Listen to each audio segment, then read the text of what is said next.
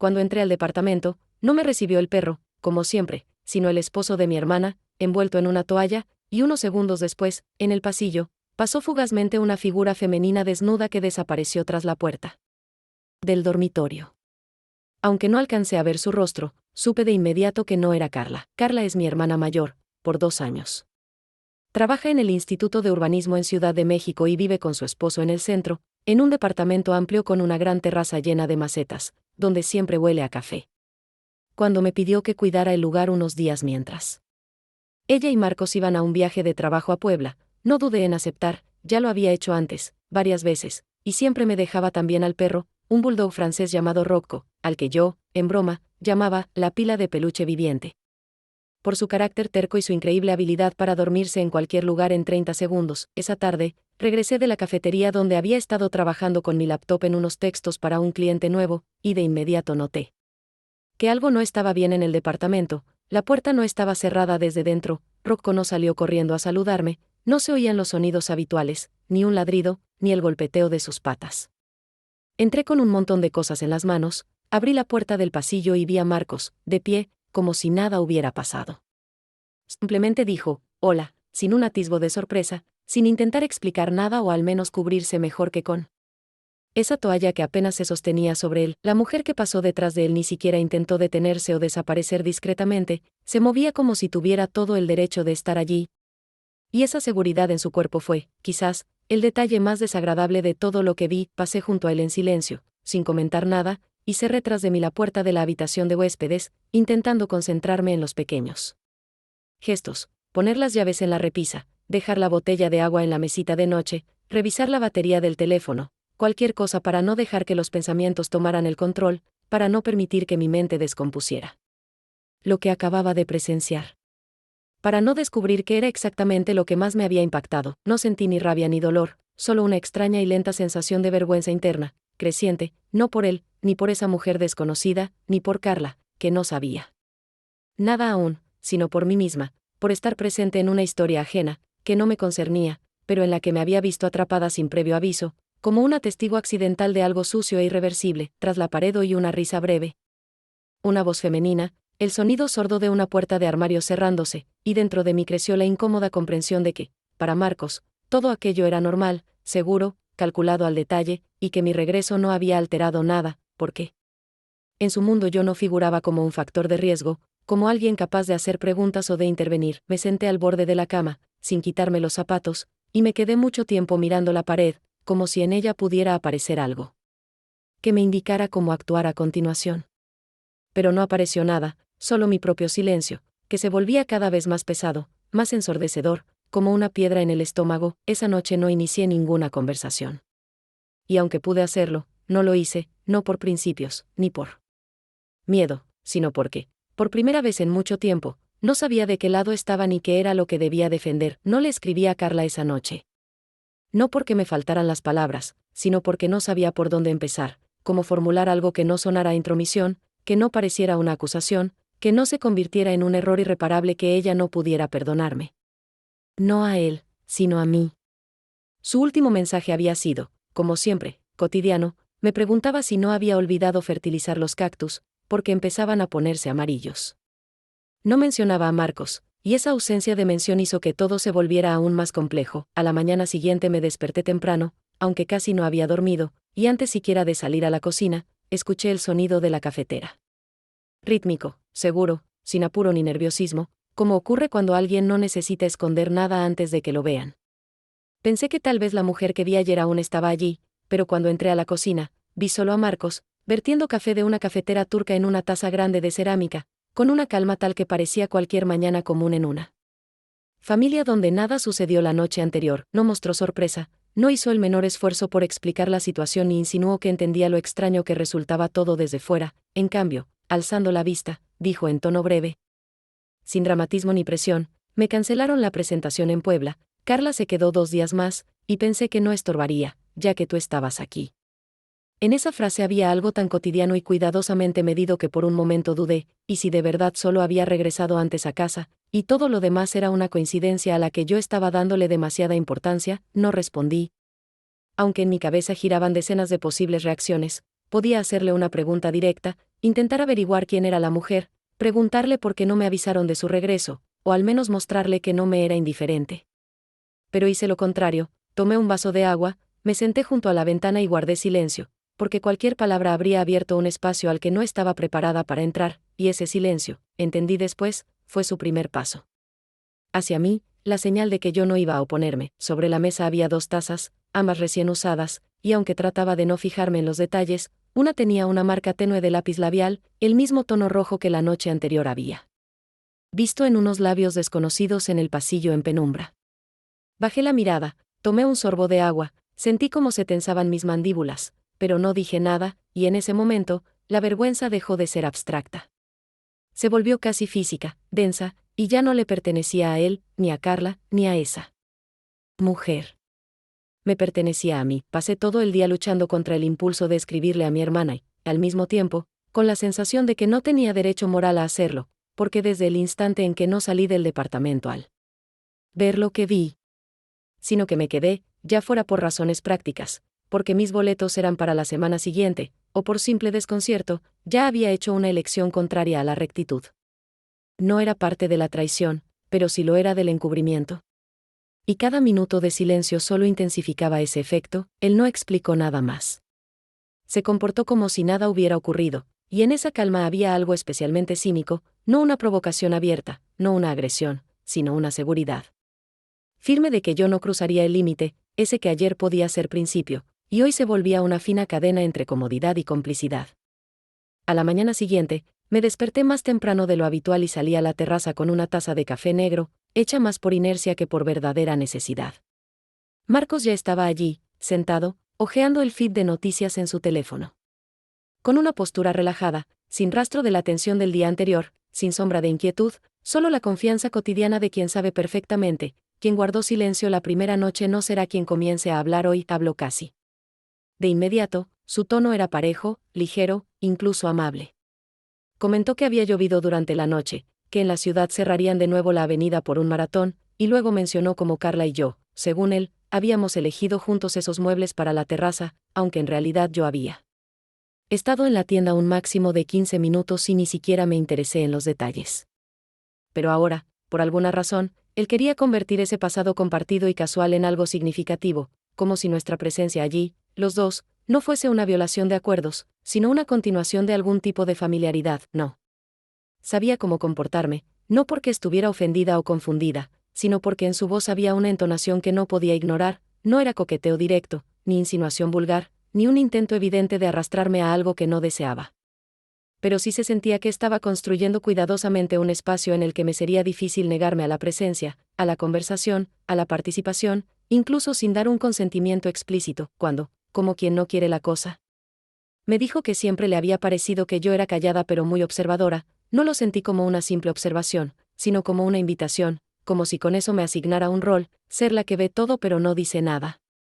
La que percibe la dinámica pero no la interrumpe, respondí con algo neutral, un comentario casi en tono de broma educada, y cuando él se rió, breve, suave, inclinando un poco la cabeza, entendí que su risa no era una respuesta a mis palabras, sino una confirmación. El primer paso ya estaba dado, y mi tono, mi presencia, incluso mi aparente calma, él lo leía como aceptación de seguir jugando. Quise convencerme de que exageraba, de que la situación aún no había cruzado la línea de lo admisible, que solo era una tensión generada por circunstancias extrañas que pronto se disiparían. Pero fue precisamente esa idea, que todo puede soportarse en silencio, la más peligrosa, porque con ella en la cabeza empecé a aceptar cosas que en cualquier otro contexto nunca me permitiría. Me di cuenta de que no era solo incomodidad, no solo vergüenza, era curiosidad, y curiosidad era lo más inquietante de todo lo que había sentido desde su aparición inesperada. No deseaba su cercanía, no sentía simpatía, no imaginaba nada romántico, pero la manera en que se comportaba, cómo mantenía la distancia y al mismo tiempo la desdibujaba con miradas, pausas, palabras, convertía nuestra interacción en un juego cuyas reglas yo no aceptaba. Pero a las que me iba sometiendo minuto a minuto, dentro de mí se abría un conflicto que no se apagaba. Sabía que debía hablar con Carla, aunque me asustara su reacción, aunque significara una ruptura entre nosotras, porque su confianza no era un detalle, era un cimiento que me había confiado más de una vez sin decirlo. Pero al mismo tiempo no podía dejar de notar que algo en mí, no deseo, no interés, sino debilidad, ya comenzaba a adaptarse a la lógica de Marcos. Una lógica en la que el silencio es una forma de permiso. Esa noche me desperté a mitad de la madrugada. Salí descalza a la cocina, intentando moverme en silencio, aunque no entendía del todo por qué me importaba no hacerme notar. Al doblar la esquina, lo vi y Marcos estaba sentado a la mesa, en la oscuridad, iluminado solo por la luz azulada de su teléfono, que sostenía en la mano, pero no usaba, no deslizaba la pantalla, no escribía nada, solo lo tenía en la mano, como quien sostiene un vaso vacío tras un brindis ruidoso. Ninguno de los dos dijo una palabra, pero tampoco desviamos la mirada. Serví un vaso de agua lentamente, concentrándome en cada movimiento, como si eso pudiera protegerme de la emoción que ya empezaba a llenar mi pecho, aunque aún no tenía nombre claro. Él no me miraba como a una extraña, ni como a la hermana de su esposa, ni siquiera como a una mujer que quería seducir. En su mirada había algo más sutil, un entendimiento mudo de que los dos estábamos en un lugar donde no deberíamos estar, pero ninguno hacía nada por detener esa geografía de errores. Ese breve encuentro, que tal vez duró apenas unos minutos, pero que se extendió en mi interior más que la mayoría de los diálogos de mi vida, no tuvo palabras, ni pasos hacia el otro, ni gestos físicos. Pero el silencio entre nosotros pesaba más que cualquier intercambio, porque ya no era neutral, ya no era solo una pausa, se había convertido en el recipiente de todo lo que no dijimos, no preguntamos y no frenamos a tiempo. Al volver a la habitación, no pude evitar pensar que mi pasividad ya se había transformado en presencia, no accidental, no forzada, sino cómplice. Porque cada segundo que seguía en ese departamento me convertía en parte de una historia tangible, no solo en una espectadora silenciosa. Me acosté en la cama, mirando el techo, donde las sombras del alumbrado callejero se movían lentamente, como los pensamientos que giraban en mi cabeza. Sentía como el espacio se contraía, no físicamente, sino por dentro, porque en esa casa, donde hasta ayer reinaban las reglas establecidas por Carla, ahora existía otro sistema de coordenadas. Uno en el que ya no era ella quien definía los límites, sino yo, con mi silencio, con mi presencia, con mi decisión de quedarme. A pesar de todo, pensé que quizás al día siguiente tendría fuerzas para decirle algo, aunque fuera una parte. Insinuarlo, formular con cuidado frases que le permitieran intuir lo que pasaba. Pero al mismo tiempo entendía, cuanto más tiempo guardaba silencio, más difícil se volvía pronunciar incluso un simple, aquí hay algo que no está bien. Sabía que Carla confiaba en mí, porque antes de irse me había dicho esa frase. Que ahora no dejaba de sonar en mi mente como una advertencia constante: no podría dejarle el departamento a cualquiera, pero tú eres mi hermana. Y eso, cada noche, lo rompía en pedazos. A la mañana siguiente, el departamento estaba envuelto en un silencio que no calmaba, sino que pesaba, un silencio denso, saturado de algo invisible que vibraba entre nosotros, incluso cuando no cruzábamos miradas. Ambos nos comportábamos con contención, sin provocaciones visibles ni hostilidad, pero esa contención ya no tenía nada que ver con la distancia, era un silencio no para evitar, sino para preparar. Pasamos todo el día sin hablar. Casi nada. Él se ocupaba de cosas domésticas, lavaba algo, movía objetos del lugar, sin hacer ruido, pero llenando el espacio con su presencia. Yo, por mi parte, respondía mensajes de forma mecánica, fingía leer noticias, deambulaba por el departamento con una taza en la mano sin encontrarle sitio. Todo era acción sin acto, como si no viviera, sino que estuviera conteniendo la respiración. Por la noche nos cruzamos en el estrecho pasillo entre el baño y la cocina. Yo volvía de la terraza, él iba en dirección contraria. En el punto donde deberíamos habernos esquivado, él no. Se apartó. Se detuvo, no más cerca de lo permitido, pero tampoco lo bastante lejos como para no sentir la tensión de estar dentro del alcance de un solo movimiento. El momento duró demasiado como para ser casual, pero aún no llegaba al umbral de una acción. Y eso lo volvió peligroso, no lo que hizo, sino lo que no hizo. Me miró, con atención, lentamente, como si intentara leer algo en mi cara, y yo supe que debía retroceder, dar medio paso atrás, dejar claro que seguíamos dentro de una casa ajena, con roles y reglas definidas. No retrocedí, y él lo entendió. El beso fue inesperado, pero no repentino. No surgió de un impulso, no estalló desde la emoción, no fue un arrebato, fue, más bien, la consecuencia lógica de todo lo que no se había dicho. No huí, no reaccioné por fuera, pero dentro de mí algo descendió, como una piedra pesada. En el agua, no por dolor, sino por irreversibilidad, no dijimos una sola palabra. Él se alejó primero, siguió su camino hacia la cocina como si nada hubiera pasado, y yo me quedé parada en el pasillo, sabiendo que ese instante, no el beso en sí, sino mi falta de resistencia, lo había cambiado todo, ya no podía imaginarme diciéndole algo a Carla desde la posición de espectadora, sin incluirme en el relato. El silencio que hasta entonces había sido mi forma de conservar la distancia, se había transformado en una confirmación, no lo rechacé. No lo detuve, no salí de la habitación, y eso no fue miedo, ni debilidad. Fue una verdad simple, seca. A la mañana siguiente, me desperté con la sensación de que el tiempo ya no avanzaba de forma lineal ni tranquila, sino que se infiltraba en el espacio, dejando huellas donde no debía, en la cabeza, en el cuerpo, en los objetos que tocaba. De forma automática, tratando de recuperar una estructura que todavía ayer creía tener bajo control, me lavé la cara con agua fría sin mirarme al espejo, me puse una camiseta que había traído desde el primer día y preparé el café lentamente, intentando no hacer ruido. Como si de ello dependiera mantener ese frágil equilibrio entre no pasó nada y ya no hay vuelta atrás. El departamento estaba en silencio, pero no en calma. El silencio se había vuelto algo constante, ya no era neutro, estaba lleno de contenido, reflejaba cada gesto de Marcos con más precisión que sus palabras. Y ese día él actuó de manera distinta, casi impecable, pero era justo ese, casi, lo que contenía la amenaza. Ya no me miraba fijamente, no se acercaba, no hacía insinuaciones visibles, pero su comportamiento mesurado y preciso era él. De alguien que acaba de obtener algo y ahora observa, tranquilo, ¿qué hará la otra parte con ello? Intenté recuperar algo de cotidianeidad. Escribía el borrador de un nuevo texto para un cliente, respondía mensajes, resolvía tareas pequeñas y, al mismo tiempo, me observaba como si no fuera yo, sino otra persona, una analista externa que evalúa la situación con frialdad, sin emoción, como si tuviera que emitir un juicio sin implicarse.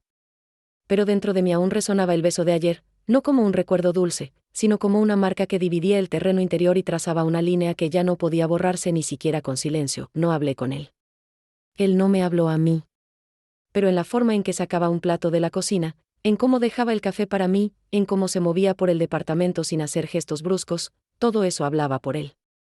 Y en ese diálogo sin palabras me di cuenta de algo, él ya no dudaba, ya no tanteaba, actuaba en un espacio donde mi reacción, o la falta de ella, ya le habían dado permiso. Cuando dejó una taza de café sobre mi mesa, sin detenerse, sin mirarme, sin decir nada, la observé como si fuera un objeto desconocido, creado no para ser usado, sino para ponerme a prueba, y entendí que ese gesto no era cuidado, ni culpa, ni provocación. Era control, silencioso, suave, seguro. No sentía miedo, no porque la situación fuera segura, sino porque la ansiedad ya no venía en oleadas, sino que se había disuelto en todo, en el aire, en las paredes, en la almohada donde dormía. En la mirada de Rocco, que yacía junto a la puerta del balcón, como si también sintiera que algo había cambiado. Los perros no entienden los detalles, pero distinguen perfectamente la energía. En ese nuevo silencio, por primera vez no pensaba en si debía decirle algo a Carla, pensaba que, aunque hablara, ya no podría hacerlo desde la posición correcta. Ya no podía ser quien informa. Me había convertido en alguien que necesitaría ser justificado, y lo más doloroso no fue darme cuenta de que había cruzado una línea, sino que ese cruce no ocurrió con el beso, ni con el silencio, sino en el momento en que tomé esa taza en mis manos, y bebí un sorbo. Durante todo el día traté de mantenerme al margen, de ocuparme en tareas que pudieran alargarse en el tiempo. Limpié la cafetera, revisé nombres en la lista de seguidores de una cuenta de cliente, eliminé duplicados, organicé etiquetas, volví a borradores que conocía de memoria, todo. Parecía un trabajo habitual, pero solo en apariencia, porque por dentro me resultaba insoportable el simple hecho de estar en un departamento donde cada objeto, cada roce del aire, contenía ese silencio compartido que ya no era resultado de la incomodidad, sino una conspiración común. Quería que él desapareciera, que saliera y no volviera, que me dejara, aunque fuera por unas horas, en un espacio sin su presencia, ni física ni perceptiva, pero él seguía allí, moviéndose por el departamento.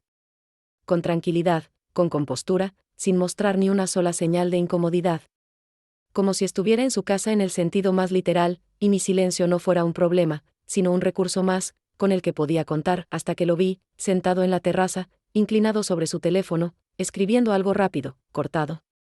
Con la misma expresión que mostraba cuando evitaba explicar, concentrado y relajado a la vez, como si no necesitara ocultar nada porque el ocultamiento ya era parte incorporada de la situación. Pasé junto a él y, sin pensarlo, me detuve. No se dio cuenta de inmediato, pero cuando levantó la vista, vi cómo la pantalla se apagó, y sus dedos aún quedaron un instante suspendidos sobre el teclado, congelados, como los de alguien que no esperaba resistencia. Le pregunté, sin levantar la voz, pero con esa firmeza que no deja espacio para bromas. ¿Es ella? No respondió enseguida. Luego se recostó en la silla, miró hacia un lado, como si todo alrededor mereciera más atención que yo. Y finalmente dijo la frase que, creo, ya sabía de antemano: yo no te prometí nada. Y justo en ese instante, algo cambió dentro de mí, y no explotó, no se quemó, no se derrumbó, solo se volvió claro y frío, como un vaso con hielo olvidado sobre la mesa. Le respondí, con un tono casi plano: Carla no se merece esto. Él no se sorprendió, no lo negó, no intentó justificarse. Solo dijo: ¿y tú la conoces mejor que yo? ¿Crees que es una santa? Y esa respuesta fue tan vacía, tan desvalorizante de todo lo que yo aún sostenía como una base moral, que sin contenerme solté, con palabras que no elegí, sino que simplemente dejé salir: a diferencia de ti, yo al menos no vivo con alguien a quien no respeto. Guardó silencio, pero ya no era el silencio de quien está seguro, era un silencio vacío, sin posición, sin acciones, un silencio en el que ya no había lugar para mí. Me di la vuelta y me fui a mi habitación, sin cerrar una puerta, sino marcando una línea, definitiva, de esas que ya no se borran con palabras, ni se suavizan con rutinas, ni se justifican con costumbre. Ese fue mi límite, y lo crucé. No ayer, no en el momento del beso, sino justo ahora, cuando en vez de callar o perdonar, dije la verdad.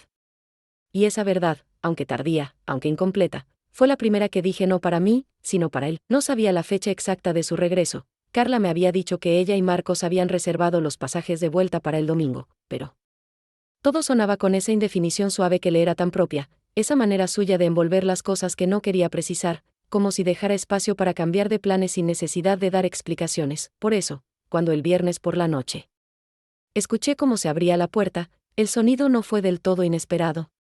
Pero aún así me hizo contener el aliento, no porque tuviera miedo, sino porque algo dentro de mí todavía esperaba que no llegara, que cambiara de idea, que el tren se retrasara o el vuelo se cancelara, y que esta casa permaneciera un poco más en ese frágil estado donde, al menos, no hacía falta tomar decisiones. Carla entró con un bolso al hombro, cansada pero sonriente, con esa sinceridad abierta que inmediatamente destruyó mis últimas ilusiones, porque nada en su mirada indicaba sospecha, nada en su voz sugería alerta o tensión. Al contrario, me abrazó con fuerza, con esa calidez que no se puede fingir, ni siquiera si uno lo intenta mucho. Traía un regalo, un pequeño álbum de fotos con tapa blanda, prolijo. Dijo que lo había encontrado en un mercado local en Puebla. Y que decidió llenarlo con algunas imágenes del verano pasado, porque lo venía prometiendo hacía tiempo, pero nunca encontraba el momento. Lo abrió allí mismo, en la cocina, me mostró una página con playas, el hotel, imágenes de un restaurante donde, según contó entre risas, Marcos rompió una copa de vino por accidente, y después no paraban de reír en una de las fotos. Reconocí a la mujer, la misma que había visto aquel primer día en el pasillo, con la toalla en la mano, cuando él volvió sin avisar, cuando yo no dije nada, solo cerré la puerta. En la imagen, ella estaba sentada junto a Marcos, riendo, con una copa en la mano. Tenía otro color de pelo, pero el mismo arco en el cuello que había quedado grabado en mi memoria. No alcancé a decir nada, porque Carla, como si hubiera notado mi atención, comentó que era una colega de Marcos, que eran amigos desde hacía tiempo, que a veces trabajaban juntos en conferencias, que ella aparecía en todas las fotos porque llevaba el dron y filmaba videos para su proyecto. En su voz no había duda, y fue precisamente eso lo más punzante: hablaba como alguien que conoce la historia y la acepta sin necesitar aclaraciones, como si ni siquiera se permitiera pensar que pudiera haber algo más. O quizás ya lo sabía todo, y también lo aceptaba. No sabía cómo reaccionar, no porque me faltaran palabras, sino porque cada posible frase chocaba contra esa certeza suya, tan clara, tan luminosa, imposible de pinchar con el tono, con una pausa, con una pregunta. Su confianza no era una decisión racional, era instintiva, natural, de esas que no requieren verificación. Y esa naturalidad me asfixiaba más que cualquier acusación. Marcos entró en la cocina un poco después, con esa misma contención mesurada que ya me sabía de memoria, saludó a Carla, la abrazó, la atrajo hacia sí como lo haría un hombre sin nada que esconder, como alguien genuinamente feliz de ver a su esposa. Y ella le devolvió el abrazo, completa, sincera, confiada, con esa ternura que solo se le ofrece a alguien realmente cercano. Yo estaba al lado, con el álbum en las manos, y sentía que pesaba más de lo que parecía. Porque no solo contenía fotos. Cargaba un silencio que ahora se había vuelto todavía más denso. Tardé mucho en decidir cuándo hacerlo, no porque no supiera cómo, sino porque el momento dejó de ser claro, se deslizaba, se desplazaba, se disolvía entre gestos cotidianos, en frases sobre el café, en bromas sobre los embotellamientos. En ese movimiento diario que se volvía una coraza más fuerte que cualquier silencio. Esperaba que la verdad apareciera cuando estuviéramos solas, sin Marcos presente, no en un momento en que su mente estuviera ocupada con otras cosas, no mientras ella se reía viendo las compras del viaje o bromeaba con que Rocco otra vez se negaba a dormir en su cuna, pero ese momento nunca llegó. Y comprendí, no iba a llegar por sí solo, ocurrió por la noche, cuando Marcos salió al supermercado y Carla se quedó en la cocina, colocaba cosas en la heladera, movía recipientes, se desplazaba con esa calma suya, ese ritmo parejo que no deja espacio para la inquietud, y fue justamente esa tranquilidad la que hizo que decir algo me resultara casi imposible. Pero lo hice, no empecé con hechos, sino con el tono, despacio, serena, con todas las precauciones posibles incrustadas en mi voz humana. Le dije que mientras ella estaba de viaje, las cosas aquí no fueron exactamente como quizás se imaginaba, y que vi cosas que, en mi opinión, debía saber. Su rostro no cambió. No alzó las cejas, no bajó la mirada, no hizo ningún gesto que revelara sorpresa, alarma o tensión, solo se detuvo, lentamente, dejó el recipiente sobre el estante y me miró como se mira a alguien que acaba de romper. Algo más profundo que el silencio, seguí, no lo conté todo, no di detalles, no describí directamente lo que había pasado entre Marcos y yo, pero dije lo suficiente como para que entendiera, él no estuvo solo cuando debió estarlo, y yo lo presencié. Su reacción fue callada, diferida, como si primero naciera una pausa dentro de ella, y solo después, una respuesta. Dijo, Inés. ¿No te parece que estás un poco cansada? Y en ese momento, el aire en la cocina se volvió tan espeso que costaba respirarlo, no porque no me creyera, sino porque su frase no fue una negación ni una defensa de él, sino una forma de rechazo, dicha con suavidad, sin romper nada en la superficie, pero borrando todo el sentido por dentro. No supe cómo responder, porque dijera lo que dijera después. Todo quedaba atrapado en un marco donde el problema no era lo que había visto, sino cómo lo había interpretado. Ella no lo defendía, no me acusaba, simplemente ponía en duda mi punto de vista, mi estabilidad, mi derecho a la inquietud. Marcos volvió justo en el momento en que ya me estaba yendo de la cocina. Vio nuestras caras, evaluó el silencio, y dijo sin el menor esfuerzo, no sé qué quiere, Carla. Pero yo no toqué a nadie, y esas palabras, dichas en tono neutro, sin atisbo de conflicto, no sonaron como una negación, sino como la forma definitiva de establecer una versión donde yo no era culpable, ni mentirosa, ni agresiva, sino simplemente emocional, confundida, alguien que no entendía lo que había sentido. Me quedé de pie en la cocina, como en una especie de desplazamiento temporal, donde yo, la que había dicho la verdad, ahora parecía la que exageró, imaginó, confundió. No tenía pruebas, no tenía una foto donde todo estuviera registrado, no tenía eso que en estos casos llaman argumentos, solo recuerdos, silencio, un beso, y una voz que ya nadie quería oír. Comprendí que en ese departamento ya no me pertenecía nada, ni el espacio, ni la palabra, ni siquiera el silencio. No tardé en hacer la maleta, no porque quisiera huir, sino porque ya no me quedaba energía para explicaciones, ni ilusiones de que aquí aún pudiera arreglarse algo con palabras, con acciones, o siquiera con presencia. Todas las conversaciones que debieron ocurrir ya no ocurrirían, todas las miradas que podrían haber aclarado algo ya habían dicho lo suficiente, y cada objeto que tocaba en el departamento ya no evocaba recuerdos, sino ajenidad, como cuando las cosas dejan de ser parte de tu vida y se convierten en recordatorios de la de otros. No dejé desorden, al contrario. Recogí todo con cuidado, volví a colocar las cosas que no había usado en sus cajones, tendí la cama donde había dormido, limpié la mesa de la cocina, levanté el cuenco de Rocco del suelo y vacié el agua, como si cada microgesto fuera una manera de cerrar la puerta detrás de mí mejor que lo haría el propio silencio. Carla no me preguntó por qué decidí irme un día antes, solo dijo que le daba pena que no hubiéramos podido pasar más tiempo juntas, y que, como siempre, justo cuando uno empieza a acostumbrarse a la presencia del otro, ya es hora de despedirse.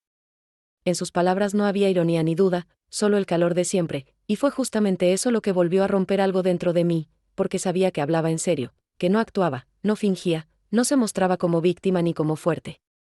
Simplemente vivía en su versión de los hechos, donde yo era la hermana a la que le costaba un poco, la que quizás se había involucrado demasiado, pero que seguía siendo de las suyas. Marcos no salió a despedirse. Y se lo agradecí. No porque no pudiera soportarlo, sino porque su ausencia fue el único reconocimiento que se acercaba, al menos un poco, a la honestidad. porque él sabía que cualquier frase suya, en ese momento, habría parecido un intento patético de control o un gesto cínico, y eligió la única opción que no hacía daño a nadie, excepto al silencio. Dejé una nota, no larga, sin detalles, sin explicaciones, sin preguntas. Escribí solo 2 frases. No pedían respuesta, no provocaban diálogo, no dejaban espacio para interpretaciones. Escribí: no robé nada. Pero ustedes 2 perdieron. Cuando la puerta se cerró detrás de mí, no sentí alivio. No hubo sensación de liberación. Ni la impresión de que dejaba algo atrás, al contrario, todo lo más pesado lo llevaba conmigo. Pero sabía que allí ya no volvería a callar, y que esa historia, aunque nadie la nombre por su verdadero nombre, quedará en mí no como trauma, sino como experiencia. Una que me enseñó solo una cosa: el límite no siempre es una acción, a veces es el silencio que aguantaste demasiado tiempo, y aunque me fui, no me llevé nada que no me perteneciera.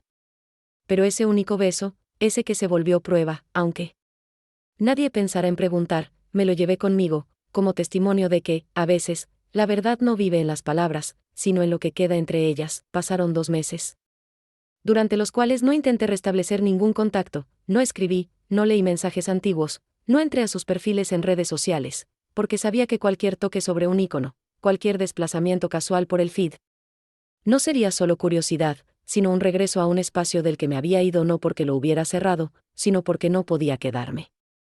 Y al mismo tiempo, porque ya no tenía derecho a quedarme, pero una noche, hojeando noticias en el teléfono, permitiéndome esos movimientos perezosos con los que uno intenta ahogar pensamientos, me topé con una foto conjunta, brillante. De unas vacaciones, tal vez en la misma ciudad a la que solían ir, sonrientes, tomados de la mano, Carla con un vestido ligero, Marcos con camisa, al fondo un paisaje, y al frente una imagen tan perfectamente compuesta que podría ir en la portada de una revista urbana sobre la armonía en pareja. La miré largo rato, sin detenerme en ninguno de los 2 en particular, sino más bien estudiando la dinámica misma, como de cerca estaban, cuán natural se veía la sonrisa de Carla.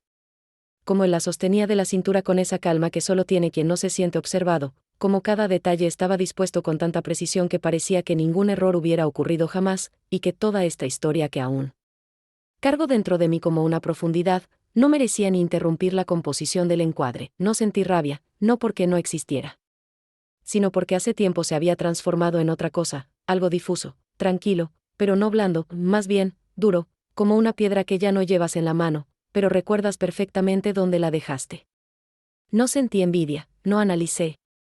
No intenté adivinar qué era lo que Carla sabía, si sabía algo en absoluto, o si simplemente aprendió a convivir con algo que decidió no tocar.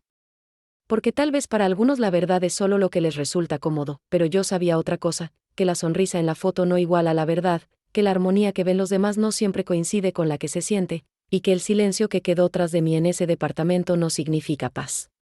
Significa solo ausencia de un idioma con el cual llamar a las cosas por su nombre. No me traicionaron en el sentido clásico, no me hicieron ver culpable, no me condenaron, simplemente me borraron de la historia, me eliminaron como una capa de pintura que no combinaba con la paleta, y lo hicieron con tanta suavidad que desde fuera podría parecer que nunca estuve allí, pero yo recuerdo. Recuerdo el día en que se abrió la puerta y vino a la esposa de mi cuñado, sino a una mujer desconocida con una toalla en la mano, que se escondía en el dormitorio. Y recuerdo mi decisión de callar. Y recuerdo el beso, que no pedía nada. Pero lo quitó todo de golpe, aprendí a no volver a ello todos los días. Pero a veces, en los sueños, todo empieza de nuevo, igual de familiar, sin prólogos. Abro una puerta, escucho el clic de la cerradura, y sé que detrás no hay respuesta, sino solo el instante después del cual el silencio se convierte en el único idioma.